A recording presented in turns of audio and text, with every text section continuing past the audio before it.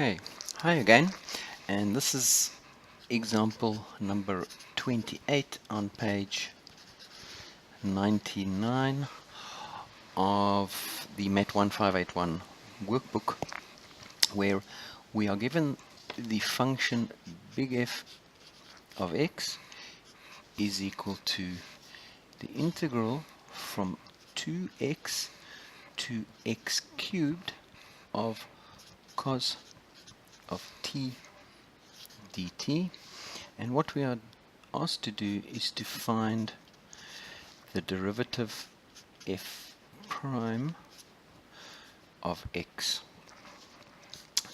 That's what we need to find. Essentially, this is a question in the application of the fundamental rule of calculus, but what I will do is I'll do it the long way around and then show you where the shortcuts are and how you can apply those shortcuts to the examples that you do on your own. So the first thing you notice here is that we've got an integral, definite integral between two variables, or the limits of integration contain x's in both cases. Now, to solve that problem, we can split this into two integrals. The first integral goes from 2x to any value a, and we add to that the second integral, which goes from a, that a, to x cubed. So we've just taken the same one integral and split it up into two, and the rest of it stays the same. It's cos of t dt. Alright, now we're getting closer to the form that we want. This one's okay, but this one's not, because we've got our constant at the upper limit of integration where we want to have it at the lower integration. But that problem is easily solved by just putting a minus in front, and then we can turn the limits around. Essentially what we're doing is we're just integrating backwards.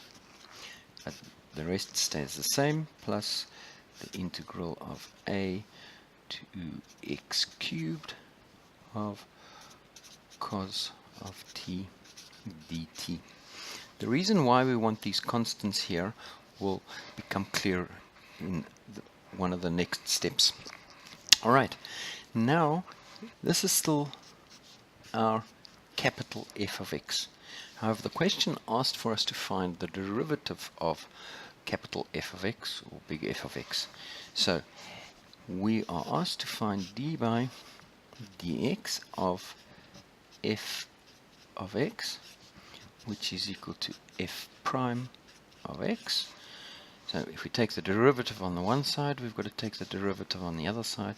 So d by dx, and I'm going to use a square bracket because this derivative will contain a lot inside it. So it's a to 2x of cos t dt plus the integral from a to x cubed cos of t dt, and there we close our square bracket. Okay, so we've got two things to do. One is we've got an integral, a definite integral to evaluate on the inside of the square bracket. Once we've done that, then we've got to evaluate or determine the derivative of the result of that definite integral.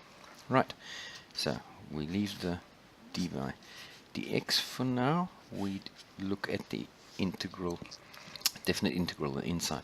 So we keep this minus here, and our integral of cos of t is equal to sine of t, and this we need to evaluate between a and 2x, plus the second one is the same sine of t, and this we have to evaluate between a and x cubed. Alright, and let's work this one out, the inside bracket.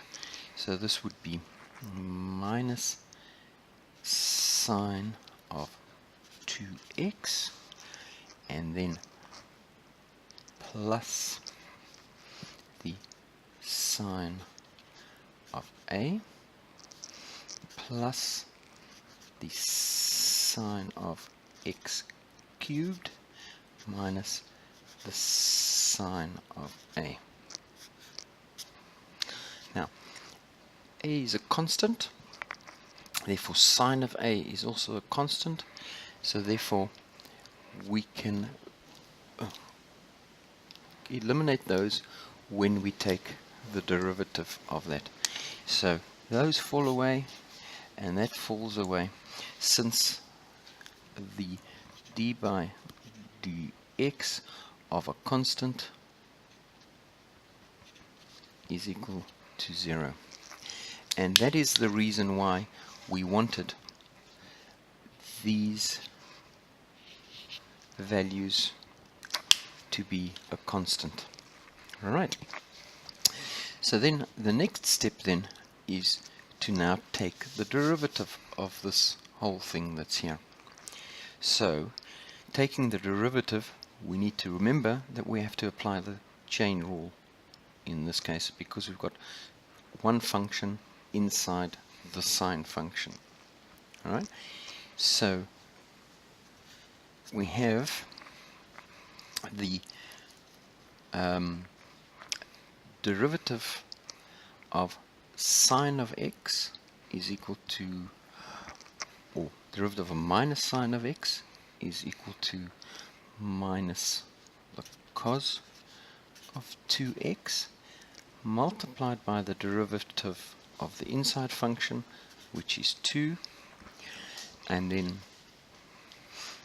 when we take the derivative of the sine of x cubed, we have plus our cos of x cubed multiplied by the derivative of the inside function, which is 3x squared.